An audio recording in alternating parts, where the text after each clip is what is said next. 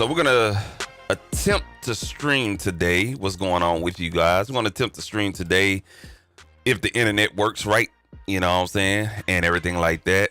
And if it doesn't, it just doesn't, man. And everything like that. But man, appreciate y'all tuning in. You know what I'm saying? What's good with you guys? Happy New Year. If I ain't heard from you, or you know what I'm saying, we ain't really, you know what I'm saying, talk to you, ain't you know me, I ain't know you, and all that other stuff, man. But Happy New Year, man. What's good with you guys? I'm basically just doing a stream today just to make sure that I'm trying to stream on Instagram, Facebook, YouTube, and Twitch all at the same time. So I'm just kind of doing a little test run, but then also, you know what I'm saying, doing a beat breakdown just to have something to talk about and everything like that, man. If you're on Instagram, if you see what's going on, it hadn't been noted by me that I went live just yet. And if you're on YouTube, you see me and stuff like that, cool, not a problem. If I have any audio issues, feel free to hit it in the chat. And I'm just trying to see some things and see what's going on and whatnot, man. So we're going to talk about a beat breakdown. We're going to be in Reason 13.1, Reason Studios, 13.1. I've officially made a switch for us production dolls. I just really couldn't do Ableton Live anymore. It was a very stressful decision to make in the month of December. After spending all that money on Ableton Suite. And stuff like that, I just really couldn't find a creative comfort space in Ableton anymore. I don't know what happened in the last year or whatnot, but I just found myself making beats and I just wasn't really satisfied with them, or it was just a struggle trying to make something and just something to come up just like that, man. So I was kind of teeter-tottering between Reason and Ableton, and I've been a Reason user since like the second version, Reason 2.0, and you know what I'm saying, I was like, man, I'm gonna go back and I'm just gonna get on Reason. If you hear a little boy in the background, just ignore that shit or whatnot. But you know what I'm saying, I was back and forth with Reason, and I kind of finally, you know what I'm saying, decided to make the switch and you know what I'm saying, hop back on Reason. So I'm gonna be on it full time. So you see any of my content going forward in 2025, probably 90% of it is gonna come from Reason, and the other 10% is gonna come from like Studio One and some old Ableton sessions and everything like that. So I'm kind of glad I made the switch mentally or whatnot. And Reason, you know what I'm saying, it works with my workflow, my creativity, and how I know how to do engineering, because the way how Reason is built, you know what I'm saying, for us, like hooking up virtual cables to different devices, custom making certain sounds and stuff like that. So that's just what it is. So you know, we're gonna talk about this beat breakdown and get into it, man, because I know y'all want to look at my black ass all goddamn day, man. Let's go ahead and get into it, man. So we got a beat playing in the background, and we're gonna start out with the drums, talk about that, and then work through it. I'm not gonna be on here long, so if I don't talk to you in the chat, please do not be disrespectful, because I will get on you, because I had enough of all that disrespect like last year on these live streams and stuff like that, because nobody don't see you in the chat. If somebody's giving you good content, man, honor that, man, for real. And I'm gonna say something, I don't care, you know what I'm saying, just keeping it 100. All right, cool, let's go ahead and get into it. We're gonna talk about the drums first. I'm gonna go ahead and solo the drums right now. And this particular device, and let me stop it right there. If this particular audio stream kind of crackles and stuff like that, number one is either the audio, it's the audio inside of Reason, because, you know what I'm saying, I got a lot of shit going on in this session, or number two is my internet connection, because I stay in a new developed neighborhood, so they always cutting internet and all this other stuff, man. So those are the only two reasons. I don't want to hear nobody crying about audio issues, because it's not on my end. It's the internet or the performance of the software, and right now the software is working fine. All right, so just want to clear that out. Okay, cool. All right, so we're going to talk about the drums. We're utilizing this device from DNA Sound Labs, if I'm not mistaken, and it's this combinator drum module called Apocalypse. And this particular drum module is pretty complex. It's a lot of things going on in here. I'm not going to open up the device. That's for you to go and buy the particular combinator patch or refill, and you know, saying, explore it for yourself. But I'm just going to go over the overall GUI and let me show the god doggone screen. My bad, y'all. My bad. Sorry about that. All right, there it is. All right, so Here is the Apocalypse Drum Module Combinator Refill. This is from DNA Sound Labs. This is a real cool device, but like I mentioned before, it has a lot of shit going on in it. It has a tune sub 808 sub that's built into the drum module, where it's kind of splitting your keyboard, where you can play the 808s on the right hand, on your right, or the higher octaves of the keyboard. Hold on one second. Sorry, I had to tell that boy, shut the hell up, man. He loud, bro. God, it's just me and my son. So when he play them video games, that boy get loud, bro. But anyway, so with the tune sub, you the 808 ranges are pretty much from like C0 all the way up to like C2 on the higher octave of the keyboard, and then the lower octave of the keyboard is the drum sounds and everything like that. And you can activate each of these sounds by way of just pressing on these green dots right here. But the way this kind of this refill works is it has a running sequencer built into it, and you have to turn it off because they got their own little drum sequence in there, and it just kind of gives you an idea how the drums sound. So you would just turn it off right there. Hopefully I didn't mess anything up there. And then the 808 has a pattern going on in there by way of using the pattern mutator device or player device in Reason, and you have to deactivate that right here on this button that's labeled K, and then you're good to go just to use the drums by itself. So I think I just got like a hi-hat, open hi-hat, couple of perk sounds, snare clap combo, and a kick in here. Adjusted the volume levels, added some transient to it, you know what I'm saying? No processing because this beat is not mixed at all. Let me turn my... And if we go to the sequencer, we just basically have that sound right here. It's this sound right here. And we have 4 different drum lanes going on right here. And this was another reason why I made the switch to Reason, because I like to have the MIDI separate, just being all in one MIDI clip. I like to have it separate, you know what I'm saying?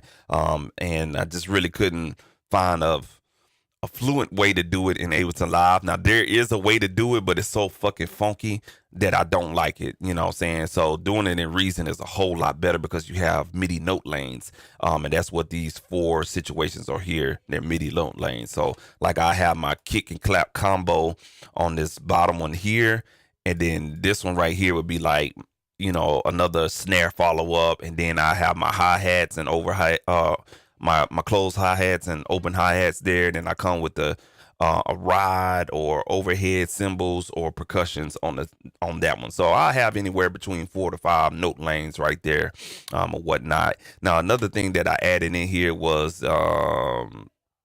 this Easy Drummer device here. You know what I'm saying? Easy Drummer is just basically is just a, acoustical drum drum VST or whatnot. And I used this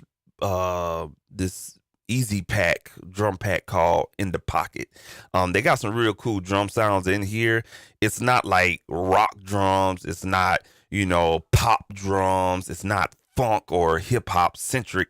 It's a fusion of all of those different drum kits in one that gives you kind of like if you want to ask me, it's more of a 70s sound.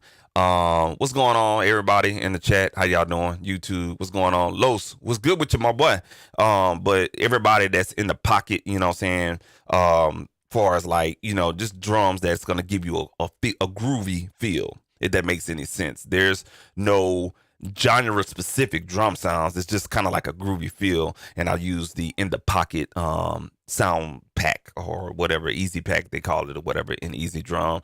You put those 2 together, and I need to move that right here. Boom, there it is, and move that over there. There we go, and save what I did because Reason be tripping sometimes. But you put those sounds together. Let's go back to the sequencer. And for some reason, I want to play this back to the intro.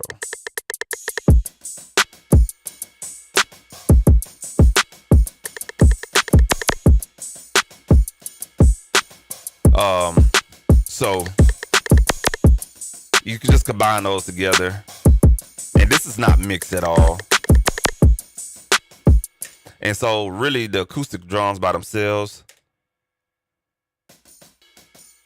it's just to kind of add like a organic feel to some syncopation in the drums. You know what I'm saying? And when you combine it with the program drums, and of course when you mix the sounds just right as far as the individual elements, which I haven't did just yet because I did this like shit 3 o'clock in the morning this morning or whatnot, you will have, you know what I'm saying, a nice organic feel or whatever the case may be, or whatever the case. And that's all the drums I got in there. So basically on the easy drummer, all I utilized was the closed hi-hats, the open hi-hats, rod, and the tambourine, and fused that with the Viso, the Viso Drum Apocalypse refill, and that was good to go right there, man. Got a comment right here. How long have I been using Reason? You had it since the third version. I've been using it since the second version. I used to know Reason like the back of my hand, to be honest with you.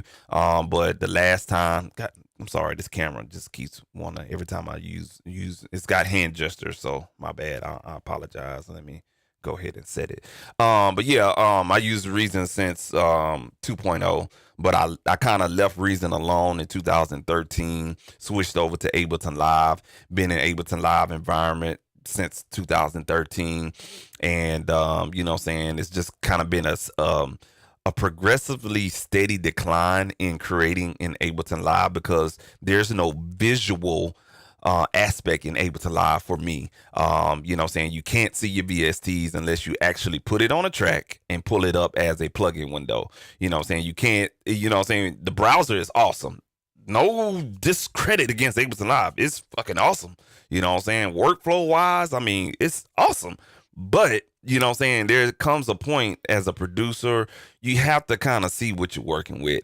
And all you see in Ableton Live is clips, GUI for us, how it looks, the program itself, and these damn boxes at the bottom. And that just was killing my creativity vibes, man. I ain't gonna lie to you. And it got to a point in last year, it was like, you know what I'm saying, it was horrible. I just really couldn't. I was struggling. I ain't gonna lie to you. It just took my creativity away, man. But yeah, man, I've been on it since the second version, or whatnot.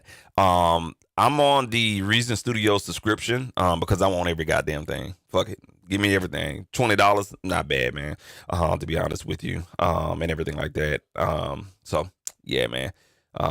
But shout out to you, man. Old school Reason user in there, stuff like that.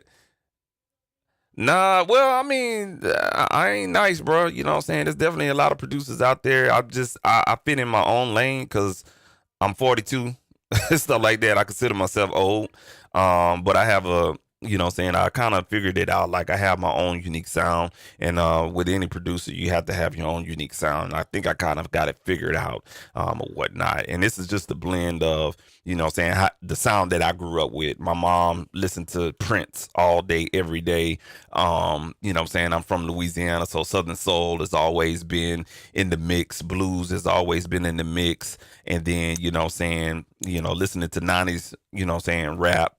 And you know what I'm saying, the musical influence that Louisiana has, and then kind of fusing all that shit together, and stuff like that. You know, that's the type of shit I'm on, you know what I'm saying? So of course anybody can make the stuff that's coming out now, because all everybody's doing is, I hate to say it, and I'm gonna piss somebody off when I say this, you got a lot of people that's really, you know, if they're playing on the keyboard, they're playing at the max 2-3 sounds. Unless you really know how to like understand music and stuff like that. You know, these new beat makers, man, they playing 2 or 3 sounds off of VST, putting drums on it, and then they're getting a melodic loop, a sample loop, you know what I'm saying, off a splice or a sample pack and stuff like that, putting that shit together, or what they call song starters or beat starters, stuff like that, and they're putting that shit together, and then they're sampling on top of that. And it's really not like a full whole production, whatever the case may be. I really didn't use any loops in this whole production. Everything was made with 10 fingers. So you know what I'm saying, like, I think the art of production is really declining, if you really ask me, and stuff like that. But you know, it is what it is. I ain't nice though, bro. I'm really not. I hear a lot of great production, but you know, with the help of AI, I mean, hey, I can make some beats too. You know what I'm saying? It's just really one of those situations, man. All right, cool. That's a break, man. Do I sample in Reason? Yes. I pull audio samples in the Mimic sampler and Serato sample. I do not chop and recycle because I don't have it. Because that reason right there is no longer supported. So I use Serato sample. Awesome. I like Serato sample because it has the built-in stem separation. So if you need to work on a sample, which I did one last night. Matter of fact, to answer your question, OK Simpson, check this out. We're gonna go to the next example. All right, so if we bring in the sample, I don't know if you hear this, but there's a sample in this beat. So I lied, I did sample. All right.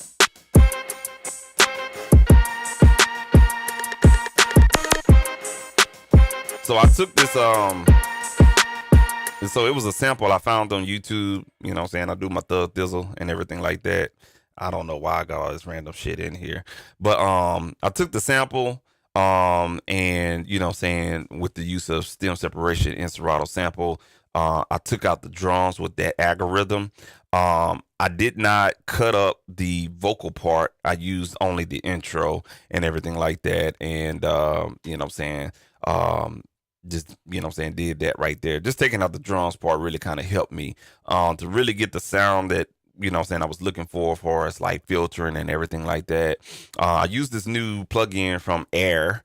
It's called Multiband Filter Bank. And, you know what I'm saying, just kind of playing around with the knobs, with the cutoff knobs and these little filter cutoff frequency sliders or whatever the case may be. Got the sound that I wanted for us, you know, filtering out the sound and getting it sounding right. And then to add a little bit of, you know what I'm saying, sauce to it, give it more of a, you know what I'm saying, a sampled sound. I use this plugin from Beat Skills. It's a AK9X. How they want to say this? One of these sampler plugins, so to speak. It's like a preamp and a bit crusher or a sample rate crusher, whatever the hell you want to call it, but it's supposed to mimic a famous Akai S sampler. All right, I don't know what series. I don't know, but it's a Akai sampler, and you can kind of play around with the preamp, push it a little bit. So I drove the sound to give it like a overdriven sound on the preamp knob and brought down the sample rate. Now you're seeing 44,187 hertz only because the sample rate I'm using with my interface, I've been using 88.2K hertz on all my sessions. It helps with latency and it just gives you a better sound quality. And if you need to downsample when you're exporting your stems or you're finishing mixing or finishing a beat, just go ahead and, you know what I'm saying, export your audio, downsample it down to 44.1 because it's half of 88.2. Ain't gonna hurt anything. It's just the size, as far as the file size situation or whatnot. But I kind of down sampled it just a little bit, and it kind of gave it a gritty sound. If I wanted to go to 40,000 hertz, but then it was just too gritty, and it just really didn't fit the vibe of the track and everything. And yeah, man, that's it. I didn't play with the filters because we already played with the filters. Another thing I did on the EQ strip is that I boosted up the high end just a little bit, kind of cut the high mid just a tad, and I cut the low mid pretty severely and stuff like that. It was a certain frequency in there I did not like at all, and I added a little bit of reverb on this send slot right here on FX4. And we utilize this built-in, well, it's a Reason rack extension from kilohertz. It's just a regular delay used to 4/16 time. And I'm going to go ahead and play that in solo with the drums.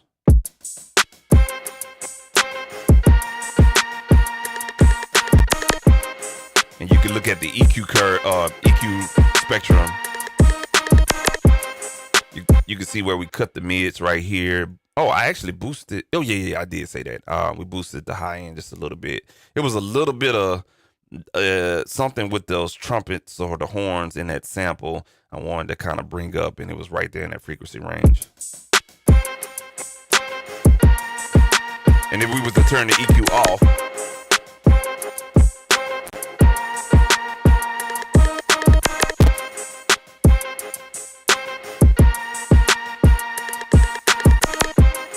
so that's that right there.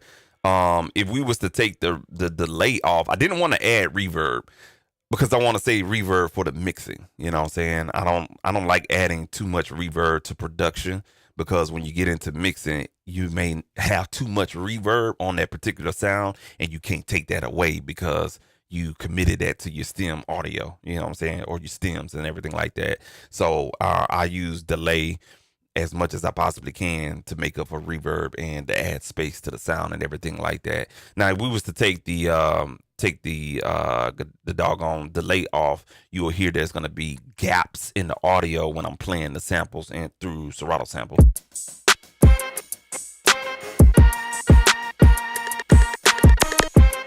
You hear the spacing.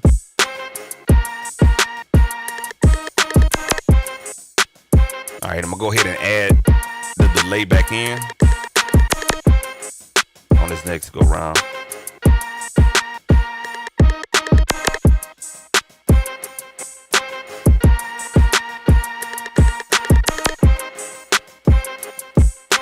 And almost the delay, now listening to it, almost acts as if it's a chorus effect, but it's really no chorus effect. It's just a delay with a very, not a very long feedback, but I got that feedback, you know what I'm saying, echoing, you know what I'm saying, for an extensive long time after the sound has ended, you know what I'm saying. So that's what it is right there. All right, we're going to move on to the next situation. At this point, when I had this, we're going to move on to the next situation. I think the next thing I added in here was the bass line. I didn't use anything extravagant. The only thing I used was the, my bad, Los. I just saw your comment late. My bad. Hopefully I did what you just asked for.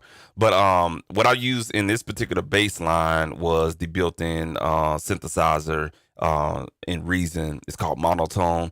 Now, when I left Reason, this particular synthesizer was not in the Reason devices or whatnot. I like when I left, they had all the OG shit, you know what I'm saying, like the Subtractor, the Maelstrom, and the NNXT and stuff like that. They ain't have all this cool shit, you know what I'm saying. So when I got back on here, you know what I'm saying, I discovered Monotone.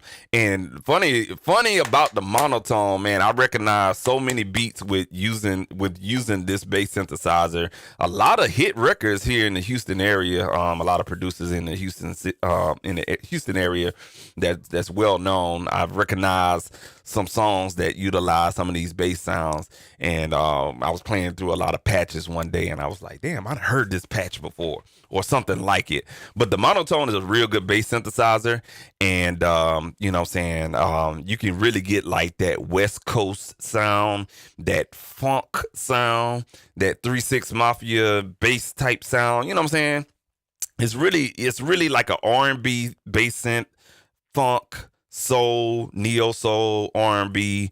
But you know, if you're using it for like trap or I don't know, fucking sexy drill, all this other new shit that they got going on, the Monotone ain't gonna work for you. You know what I'm saying? Just use some straight up 808 samples and be done with it. But you know what I'm saying, I'm gonna play this with everything else.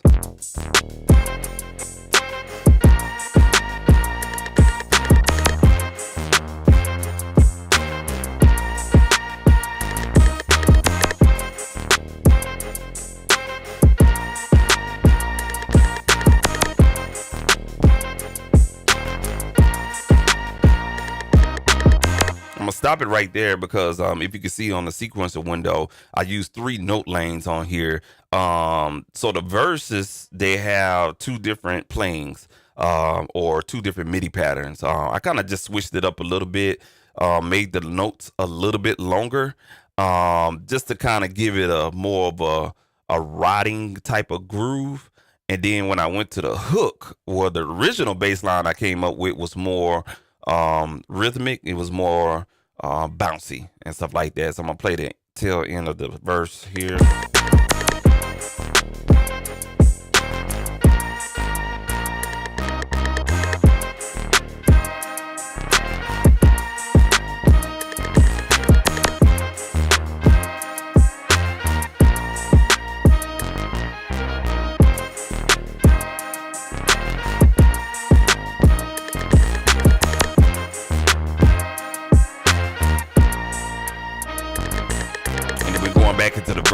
here.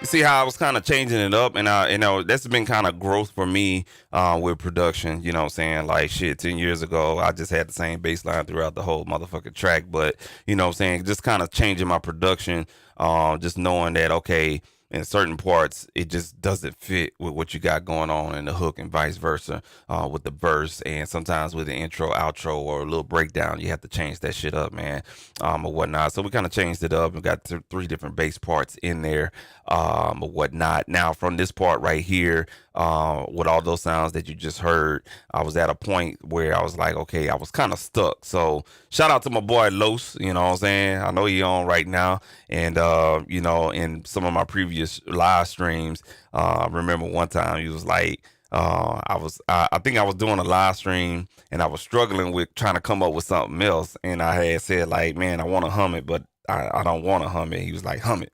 So ever since he said that about 2 years ago, I've been kind of humming hooks just to help me, you know what I'm saying, get to that final hump. And man, it's so crazy because the last Mass Appeal video that came out on YouTube, you know, Timbaland was on there promoting Beat Club.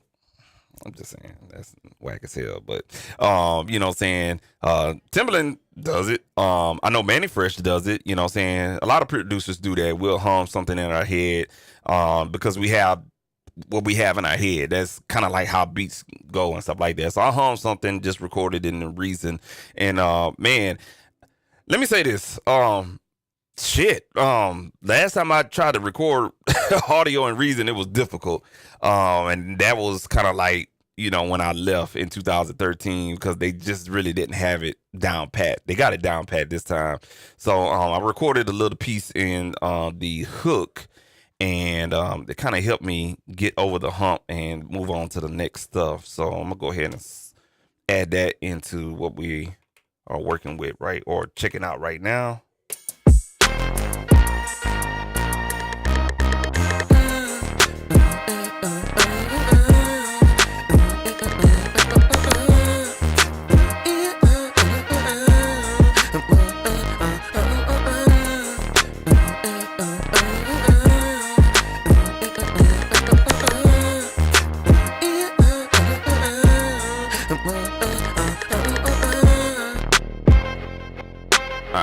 And then from there, I was like, okay, bit, you know what I'm saying? And normally I build the beat on an 8-bar loop and everything like that. So I think the next sound that I added in there was this. I was really trying to add a string sound next, but you know what I'm saying, my mind was racing at that point. You know what I'm saying? You know how you get when you be making beats by yourself and your ass start dancing this motherfucker. So I got a elevated little desktop situation where my laptop stand on, so I elevated that motherfucker. I was up in here goddamn cutting the groove and shit like that, you feel me?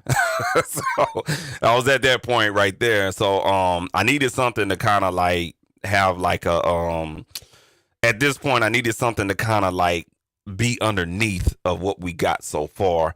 I wanted to add some keys in there, but then I was like, nah, the keys it's gonna kind of take it a different direction because it already has like a groove to it. So I just added like an organ sound to it and added a little bit movement. I kind of want to just have like a long organ sound, like a something like that. But I kind of changed it up a little bit, and I forgot what the hell I even put in here. So let me even see what the hell I put in here because I sure in the hell forgot. Now, I use Roland SRX. If you were to navigate to the left side of the screen, I'm going to go to, because it took up a lot of CPU, so I had to bounce it and commit it to audio. So that's what you see right here. This lime green audio clips there. But let me navigate to the Roland shit real quick. Yeah, so this is under the Rolling Cloud subscription, and I use the SRX keyboards, and I pulled this particular I'm scared to put it into Reason because I'm already maxed out right now on the CPU, but it's called SRX keyboards. It has every Roland keyboard sound known to Roland Corporation built inside of this VST. Love it, man. That's them old school 80s keyboards, the same type of keyboard sounds you probably heard in Luther Vandross songs and some of those R&B songs back in the 80s and the 90s. Yeah, the SRX keyboards. But there was a particular I went through like 15 different organ sounds, and I finally found this organ sound, and it just fit. So let's go ahead and play it about right here at the beginning of this particular verse.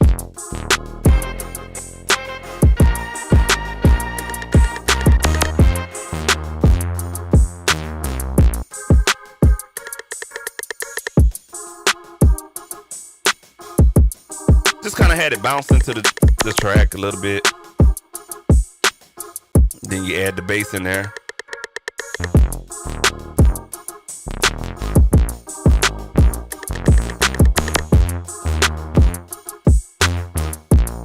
Then add the sample in.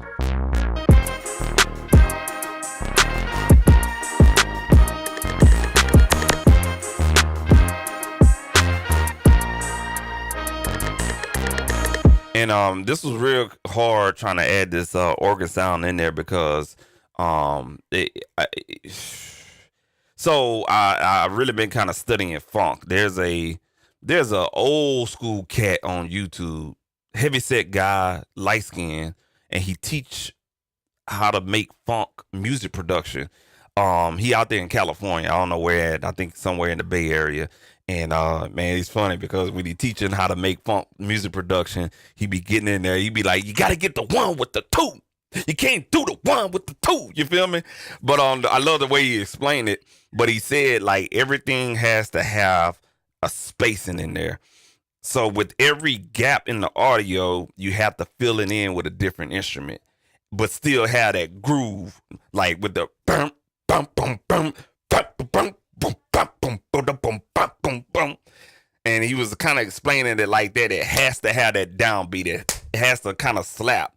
And so trying to get this organ to go with that bass line, which kind of has like a funk feel to it, that shit was hard as fuck. I ain't gonna lie to you. It took me about like a good five minutes to kind of get it to groove with the bass and the drums and how the drums is rocking. Shit was hard, bro. It was hard. You know what I'm saying? Because I kept wanting to have a long note and everything like that. But from there, once I got the organ sound in there, I added the string sound. Now I went through like 6 different string VSTs, and I got a lot of different string VSTs. But I came to this particular VST, and it resonated with the track.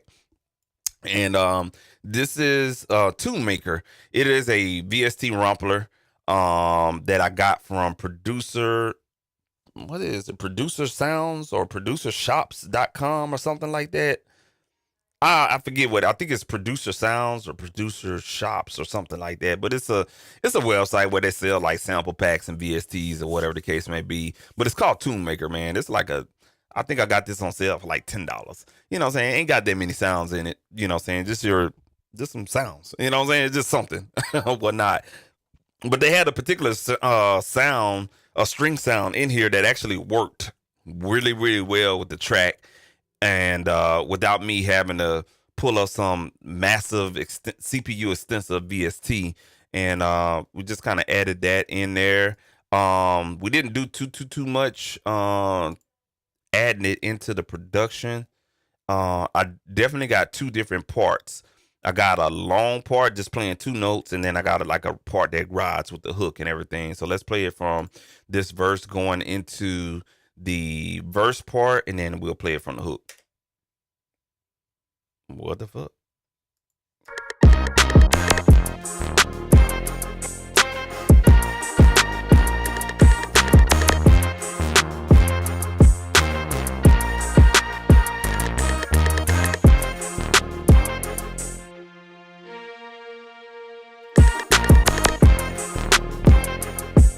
And then this is going into the hook right here.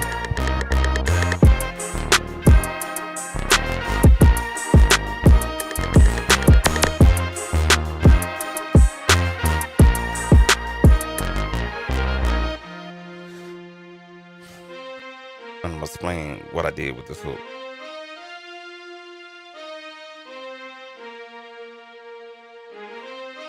So I played the strings as if you would hear it in a 70s composition. With 70s composition, especially, saying like the blacks, what they call them damn movies in the 70s, the black movies, blacks exploitation type movies or whatever the case may be. But all those movies with like Foxy Brown and, I'm gonna get you sucker and all, all that shit right there, man. Those strings they definitely was dynamic for us having a low dynamic, then a high dynamic. It kind of went from and stuff like that. So this kind of put that in there with the sample and how I had to make it do what it do. Because it was a Rumpler VST. Well, let me say this. First off, let me see. Hold on one second. I can show you better. I can tell you. All right, so we used two different players from Reason. The first player was Scales and Chords. Love this player device.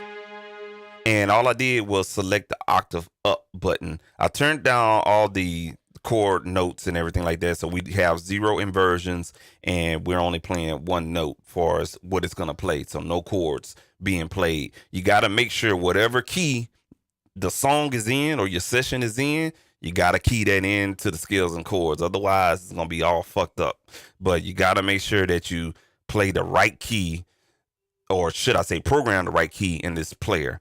All right. And then I just hit the octave up button so we could play 2 notes, low octave and high octave. All right. Now, because it's a VST Rumplers, a lot of these VST Rumplers like Tune Maker, I'm sorry, but they be half-assing these VSTs, and sometimes these velocities, they're not expressive. They may have 3 velocity ranges, maybe 0 to 50, 50 to 90, and 90 to 127, and that's really not a lot of great expression. So I am so glad in the last Reason update that they came out with this player tool called Note Tool. And what this allows you to do is you could play different velocities in a certain range based on, the keystroke. You know what I'm saying? And then if you need to offset it and get a little bit more velocity range, you have this particular range where you can bring it up. You know what I'm saying? So if you play hard, if you're a heavy-handed keyboard player, but your instrument it's meant to be played soft, you can make those adjustments on the key range with this velocity section right here. I got a video on my YouTube channel. Make sure you go ahead and go to the breakdown playlist, or you just go on my uploaded videos on my channel, and you can check out this video I did on the Note Tool. It's really, really cool. It's a good writing tool and a good composition tool in Reason. This is something that Ableton Live has already, and when they added this into Reason, that's when I kind of made the switch. I'm like, okay, this was the one key tool that was missing from Reason. All right, I'm done. I'm out. Stuff like that. It's a couple of things that Reason needs to do, and stuff like that. But I got workarounds for those already. But anyway, we use the Note tool to kind of, tailor the expression of the playing of the strings just a little bit and everything like that, so I can get that sound that I was that I played in the hook. And if I play it with the sample solo, you'll see what I'm talking about.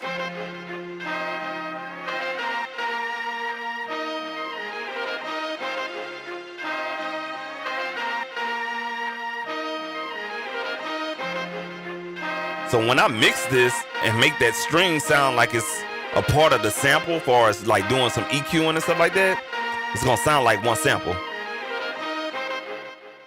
So it's almost like, it was I played it to make it sound like it's a part of the sample. You know what I'm saying? Played it one more time. Actually, let me.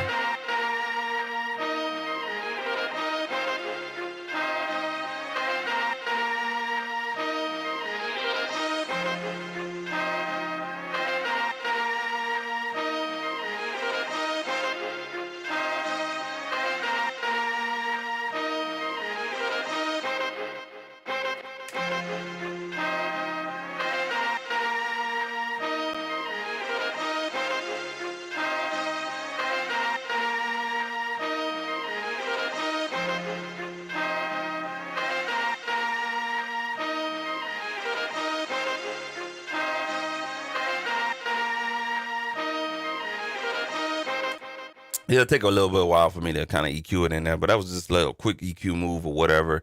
But that was the whole point and intent to that. And then when you play the long notes, just kind of switch it up a little bit in the verse.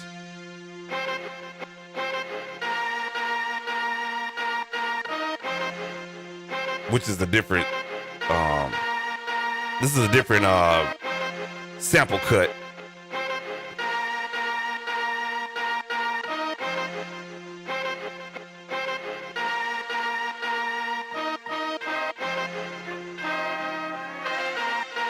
Yeah, so it's just a different sample cut or whatever the case may be, or whatnot. And yeah, so that's the strings right there. Moving on, we're gonna get to the guitars. I've really been like having fun with some guitar shit. I spent a lot of I spent a lot of money on guitar processing, guitar sounds.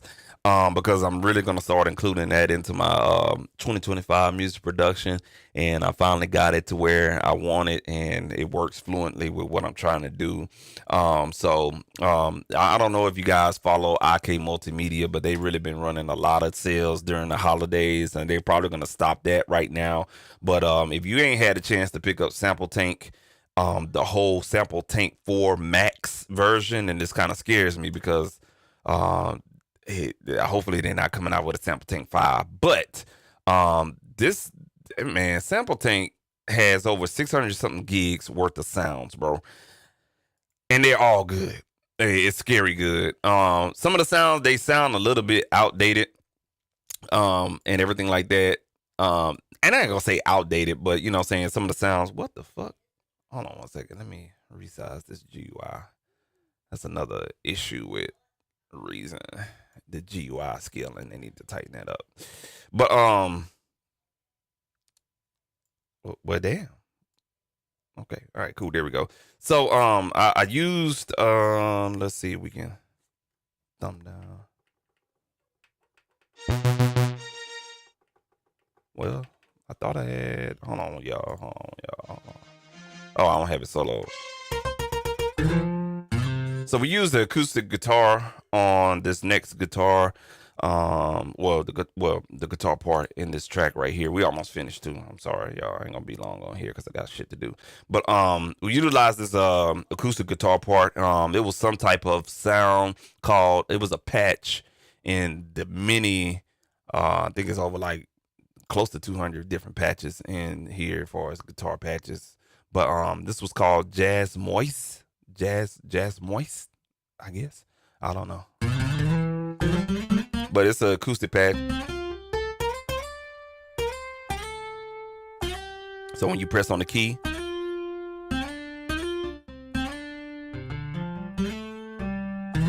so when you hit that key hard, that keystroke hard, you get that strum. And then when you hit it soft, you just get that one glide down.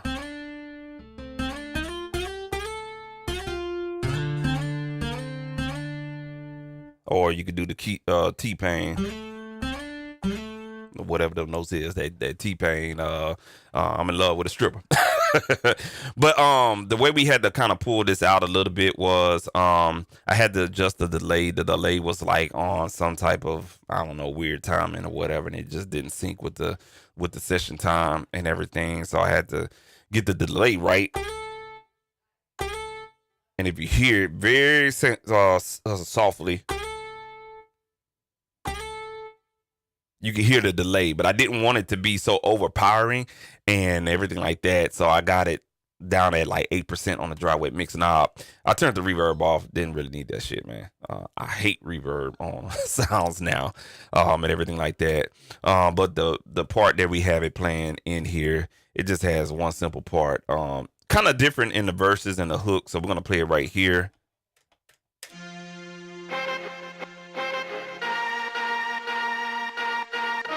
Oh shit, my bad, y'all. There we go.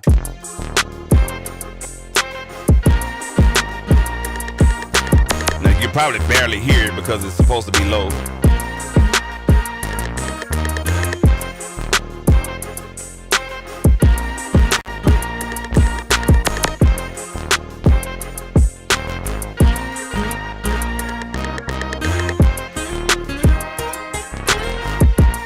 it up on purpose.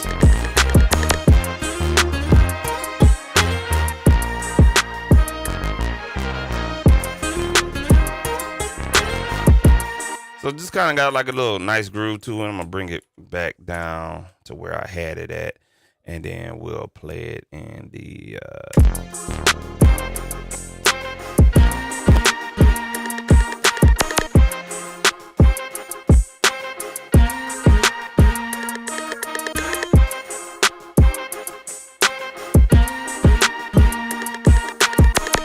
just kind of adding like it's just a filler, you know what I'm saying?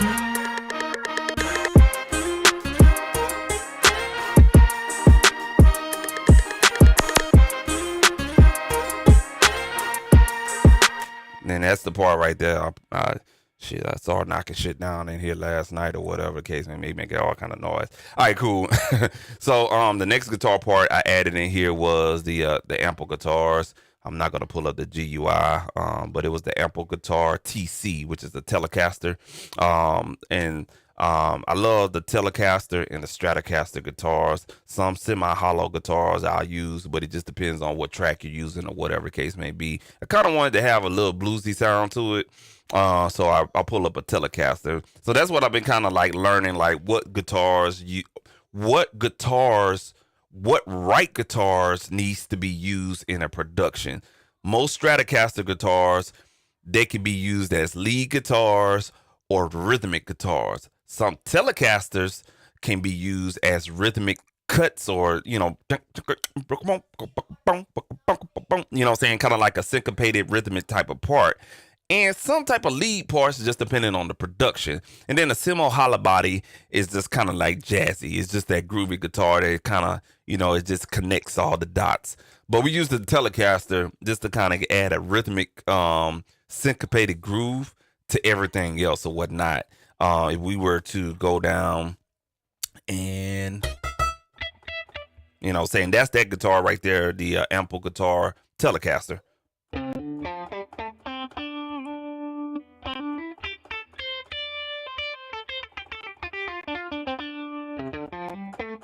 Now you're probably hearing the audio cut out because I have a very high quality guitar sim on here. I'm gonna show you guys that. God damn it, I love that guitar sim. But shit, that shit sounds so goddamn good. But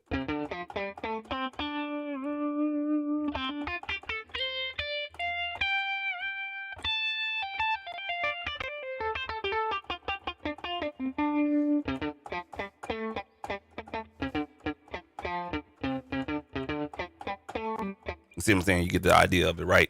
So let's go to the rack and talk about the guitar sim. So you can see it right there. That's the Telecaster guitar on the screenshot. The VST that I'm using is from Neural. Man, come on, bro. So shit. Yeah, give me 1 second, man. All right. Let's go here. All right, cool. Only reason why it's doing this as far as the GUI is because I made the beat on my bigger screen and want to put everything up there on the bigger screen. But anyway, this guitar sim is from Neural DSP. All right. People that deal with hip hop probably is not going to go and spend the money on this particular VST because it's really geared to guitar players and, that type of music. You feel me?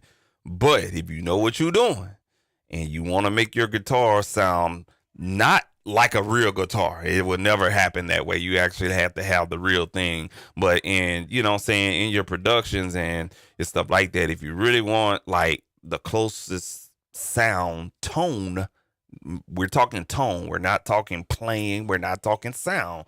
Just tone wise, Neural DSP has some really good technology. It's a sampling technology, which a lot of things are coming out right now. This neural amp modeling, this neural sound or DSP type sound or whatever the case may be, and that's really kind of been popping off in the guitar world. And I kind of got wind of it and did my little research on it and everything like that, and I came across Neural DSP, and they make some real good stuff. Now this is modeled after the Imperial Mark II guitar amp and cab, and I ain't gonna lie to you, god damn, bro, I thought Fender amps and cabs sounded good, but this sounds real good, especially on a Telecaster guitar. VST, I could just I could just about imagine how it sounds on a real guitar in person. Now I've seen a ton of videos on different guitars used on the Imperial guitar amp and cab, but man, it sounds so goddamn good. So I found the patch that actually worked with the track itself. And I didn't do any edits to the cab, so you can move these little microphones to get the right tone. Me going to audio school, going to engineering school and stuff like that, I know all too well about moving this microphone to the left just a little bit or to the right just a little bit to get a bigger sound, bringing up that mic stand just another inch or two just to get a certain sound out of it and stuff like that. All that too well. All that stuff is built in on the cab side of things. And then I didn't do anything on the EQ, so it's disabled. But I did have to make some adjustments to the reverb. Didn't want too much reverb, but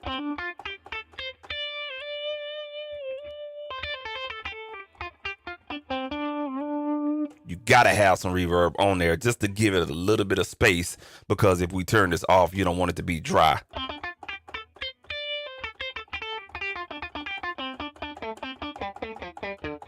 You see what I'm saying? So we just add a little bit on there, and we good to go. Now to get the guitar to sound the way I want it to, I'm gonna show you guys this to save you on CPU power. If you use any ample guitar, especially electric guitars, you know they have different pickups and, you know what I'm saying, different bridges and all this other stuff that deals with the strings and the body of the guitar. Disable all the effects. It should be a patch in any ample guitar. VST will say bypass all effects. Bypass all your effects. Use external effects. Don't use the stuff built in. If you want to use the stuff built in, hey, that's your prerogative. Hey, do what you want to do. But you can get more use out of this VST if you just turn off the built-in effects and stuff like that. This goddamn fucking camera, bro, getting on my god doggone nerves. All right.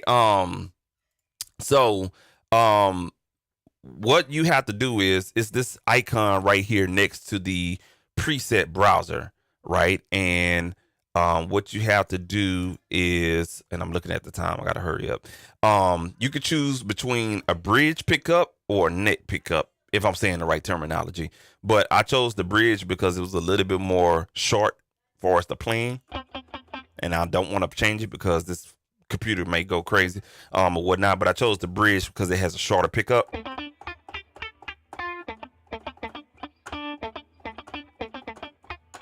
See what I'm saying? Just like that. If it was the neck, it'll be a little bit smoother, and you have to play it at somewhat of a little bit difference. I'll put it on this. Let me see if my mouse can hover over it. Yeah. Okay. Yeah. It's auto legato mode. So when you switching notes on the keyboard, it's almost like as if when you're playing it with a pick and you're picking it and stuff like that, and you switch that note, it's gonna slide. So it's all kind of different articulations that you can do with ample guitar. That's why I love this VST. I had a homeboy from Abbeville, Louisiana. He told me about ample guitar. I checked it out, and you know what I'm saying, I've been on it ever since, man. Shout out to that dude, man. I ain't heard from him in a while, but he told me about ample guitar. I was checking it out, and so that's what I did, man. And ain't been no looking back since then or whatnot. And yeah, that's what we got. So we're gonna go ahead and play that pattern in here. We got one more instrument to go, and we're gonna be up out of here, man. So we're gonna play this right here with the hook, and I'm gonna play the whole verse and then going into the hook, because I think I got two different patterns. So let's see here.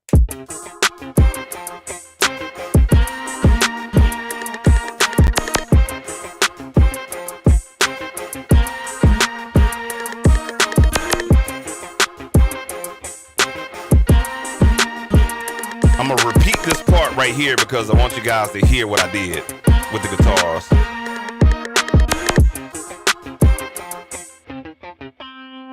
So that's the Telecaster, and then I'm gonna bring in an acoustic.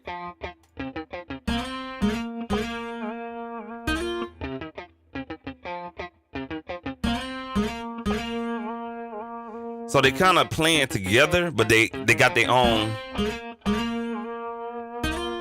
So they got their own job that they're doing, but they're playing this. They're playing the same melodic part. If that makes any sense, you know what I'm saying? Just kind of carry it out with the track, and then they come together back right here on the hook. So let's go ahead and bring all that in.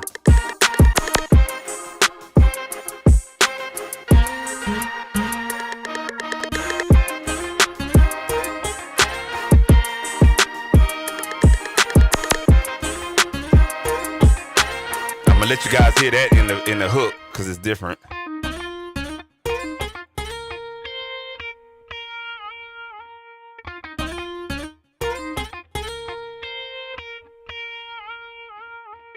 So, and you get all that extra guitar shit too. But you know what I'm saying? It's just really kind of playing it in different parts, and you have to play different parts. You have to kind of put yourself as a guitar player. And I've recorded a guitar player in the studio. It's a old friend of mine that live out there in Liberty, Texas, and you know what I'm saying, did a couple of sessions with him, and he's a guitar player. So, you know what I'm saying, working with him firsthand. Now, I did some guitar parts during audio school, and the guys that I was going to school with, all they knew how to do was just play one part and play one or two riffs back to back going through the whole song.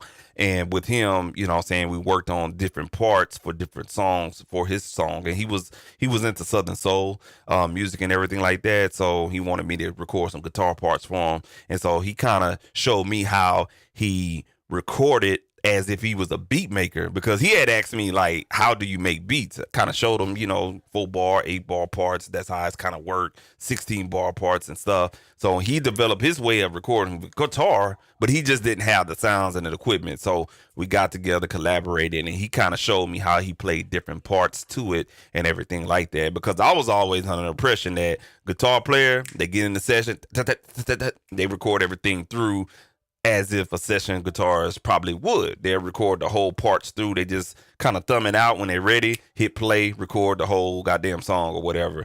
But nah, he kind of recorded as if you would record vocals, record different synth parts and stuff like that. And, you know what I'm saying, I kind of took that under my wing and kind of went with it, man. So, free game. I'm just saying, free game. But anyway, yeah, we take that part right there. And the last part is the synth lead, man.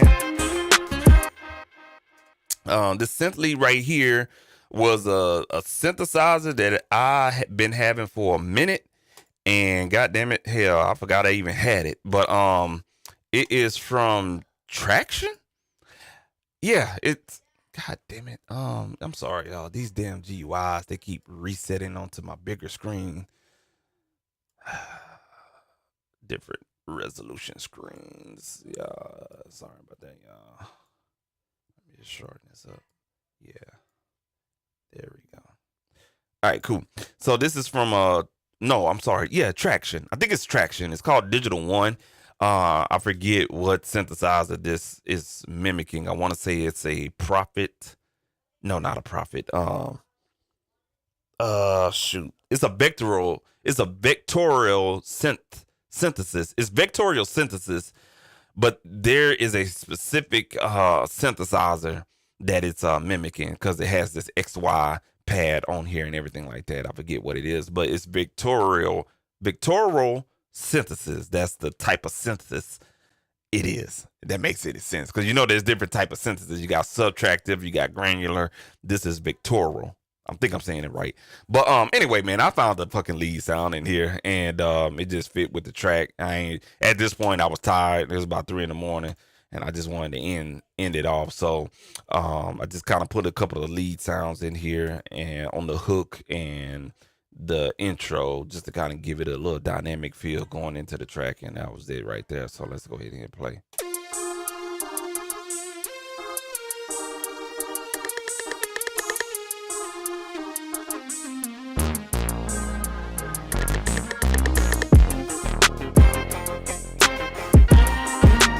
So that was the intro right there. If you recognize sounds, you probably heard that synth, and then we'll hit play right here for the hook.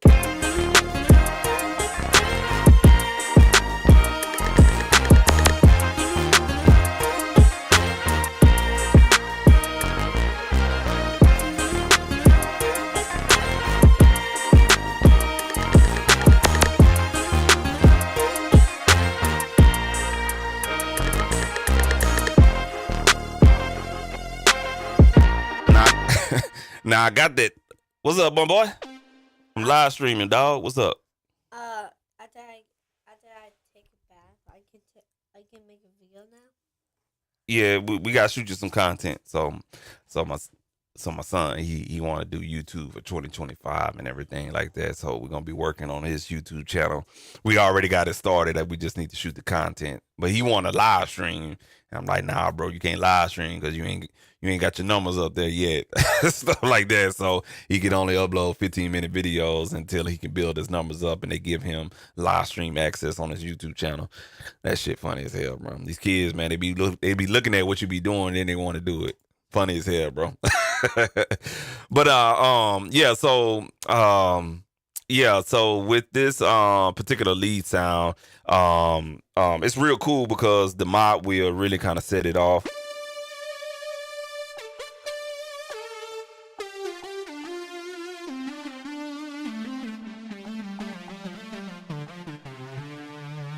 You know what I'm saying? I'm not a keyboard player, but you know, that's some of those synth sounds that your mama and daddy used to dance to and stuff like that. So thought it was a real good addition to add in here and everything like that, man. I did not put anything on the master track or, you know, saying master effects or anything like that. One thing I did do the synth sound, I forgot to mention is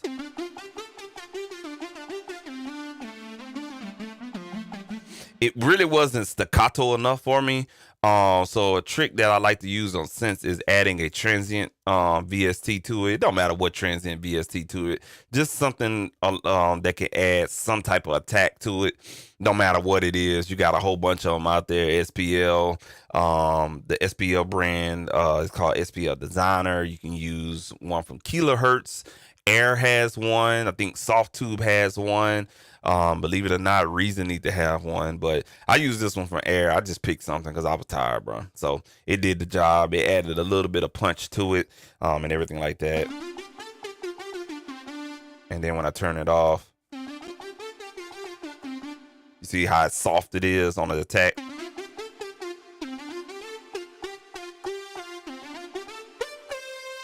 Wrong keys, but you know what I'm saying, you get the drift. But yeah, so that's what that was. The only thing I did on the mixer, let's see here. The only thing I did on the mixer side of things is I just added a bus compressor, you know what I'm saying, squeeze the dynamics just a little bit. Let's navigate to the hook part, where the loudest part of the track.